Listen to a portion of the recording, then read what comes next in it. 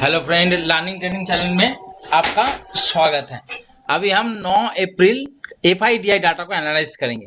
अगर आप option index option में ट्रेड करते हो, Nifty fifty, bank Nifty, fin Nifty, Sensex में या फ्यूचर में ट्रेड करते हो इंडेक्स में, तो ये डाटा आपके लिए बहुत हेल्पफुल हो सकता है, अन्यथा आप वीडियो को स्किप कर सकते हो अगर आप इक्विटी मार्केट में ट्रेड करते हो। ठीक है, तो ये इस डाटा को हम एनालिसिस करने का मतलब ये है, जब हम डाटा टेक्निकल क्या होता है, इंडेक्स को जब टेक्निकल एनालाइज करते हैं तो उसके साथ साथ हम ऑप्शन चेन देखते हैं, वाई डाटा देखते हैं या कहीं और से कुछ डाटा देखते हैं या इंडिकेटर यूज करते हैं। तो इसी तरीके से ये डाटा भी हमें एक हेल्प करता है कि भाई यहाँ पे कौन कौन है। आप इसको देखो, एफ आई है, प्रो है, डीआई है, क्लाइंट है। तो एफ आई है, प्रो और डीआई ये जो है क्या है, बड़े प्लेयर है। बड़े प्लेयर क्या करते हैं, इनका सोर्स ऑफ ज्यादा होता है, क्वांटिटी ज्यादा होता है, हेवी मतलब कैपिटल भी होता है इनके पास, और सबसे बड़ी बात है ये लोग सेलिंग पोजीशन बनाते हैं। बड़े प्लेयर हमसे ज्यादा सेलिंग पोजीशन बनाते हैं। तो हम इनका व्यू देखते हैं कि भाई ये लोग क्या सोच रहा है, क्या सेल कर रहा है, क्या बाई कर रहा है, ताकि नेक्स्ट दिन का व्यू हमें मिल जाए कि भाई थोड़ा बहुत मार्केट में ये लोग क्या सोच रहा है, उसके बेसिस पे हम प्लानिंग कर सके।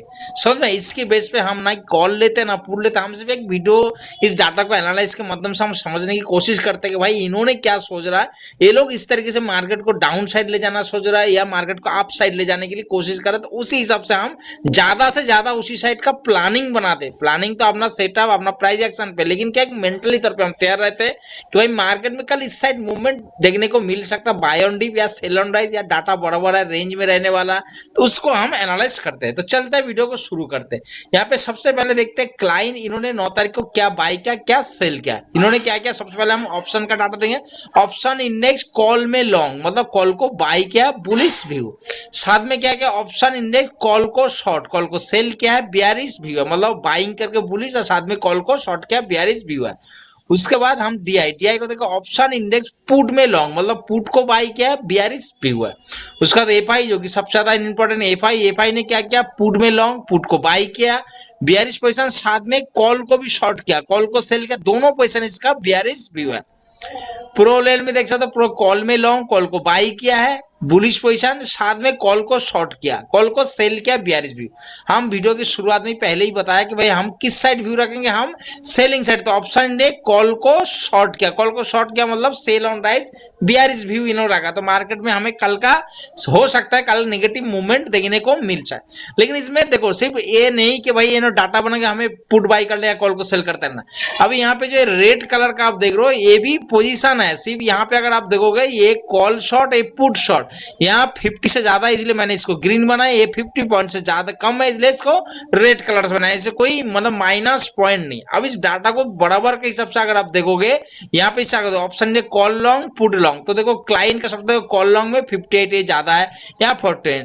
उसके बाद आप देखो यहाँ पे एफ आई का देखो 46, 53। चलो यहाँ पे भी पुट लॉन्ग ज्यादा है, लेकिन यहाँ पे अगर प्रो लेवल में देखो, ये कॉल में लॉन्ग, ये पुट में लॉन्ग। तो 50.70 या 49.30, तो 70 पॉइंट ये मतलब ज्यादा है। तो इसमें ज्यादा अंतर नहीं, कहने का मतलब है इस डाटा में अगर आप देखोगे तो इस डाटा में प्रो लेवल में इसका कॉल में लॉन्ग और पुट में लॉन्ग में ज्यादा लगभग बराबर है।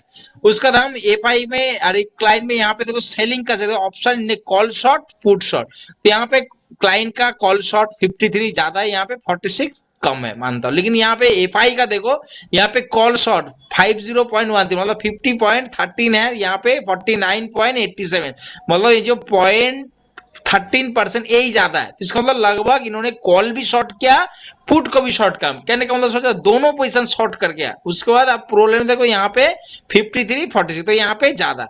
तो आप दोनों साइड को अगर इक्वल देखो, तो यहाँ पे क्लाइंट और प्रो क्या क्या, यहाँ पे बुलिश व्यू भी लेके गया, यहाँ पे आए, और यहाँ पे जो सेट सेल किया एफआई ने, तो जो कॉल शॉर्ट और पुट शॉर्ट, तो लगभग बराबर का पोजीशन। तो जब भी इसी तरीके का डाटा बना है, तो देखो मार्केट अभी एकदम से आप देख रहे हो एक रेंज में चल रहा। 9 तारीख को आपने देखा होगा, निफ्टी 50, बैंक निफ्टी, मैं निफ्टी में ट्रेड करता हूँ स्पेशली, तो वहां पे देखो एक रेंज में रहा है। तो जब भी मार्केट इसी तरह का डाटा बनता है, एक रेंज होता है। तो सबसे पहले ऑप्शन मार्केट में कल अगर मार्केट शुरू होता है, कोई रेंज या बॉक्स टाइप इसी तरह का जोन में ट्रेड कर रहा है, अगर ये जोन छोटा है तो हम इसमें ट्रेड नहीं, हम इंतजार करेंगे या तो इस जोन को ब्रेकआउट करे, रिटेस्ट करे। जब स्विंग हाई को ब्रेकआउट करने वाला या कर दिया, वहां पे अगर अपना कोई बुलिश सेटअप, जिस सेटअप में पहले आपने काम कर रखा, यहाँ पे बनता है, हम buy on dip strategy follow करेंगे। अगर मार्केट इस जोन को ब्रेक डाउन करे, रिटेस्ट करे, स्विंग लो को ब्रेक डाउन कर रहा है, यहाँ पे क्या कर रहा है, हमारा ब्रेकआउट सेटअप बन रहा है, जिस सेटअप पे हमने पहले कहा यहाँ में sell on rise strategy follow करेंगे। लेकिन क्या करना, जैसे आप 15 मिनट था, कम से कम अगर इस रेंज को ब्रेकआउट कौन सी फुल बॉडी के साथ कम से कम 15 मिनट का कैंडल कम से कम होना चाहिए। मतलब जैसे जोन बनना ट्रेड करा तो आपने टेक्निकल एनालिसिस में क्या करना, कम से कम 15 पॉइंट का अगर कैंडल ऊपर साइड ब्रेकआउट या नीचे साइड ब्रेकडाउन देता है, उसके बाद आप जिस टाइम फ्रेम में ट्रेड करना चाहे 2 मिनट 3 मिनट 5 मिनट वहां पे आना। कहने का मतलब है 15 मिनट प्राइस को सस्टेन होने देना, फुल बॉडी के साथ कैंडल ब्रेकआउट या ब्रेकडाउन होने देना। उसके बाद जिस भी टाइम पे में आप ट्रेड करते हो उसी टाइम पे में अगर रिटेस्ट करता है, उस लो को ब्रेक करता है, स्विंग लो को या स्विंग हाई को ब्रेकआउट करता है, तो वहां पे आपका सेटअप बन सकता है, एक ट्रेड आप ले सकते हो, पहला ऑप्शन।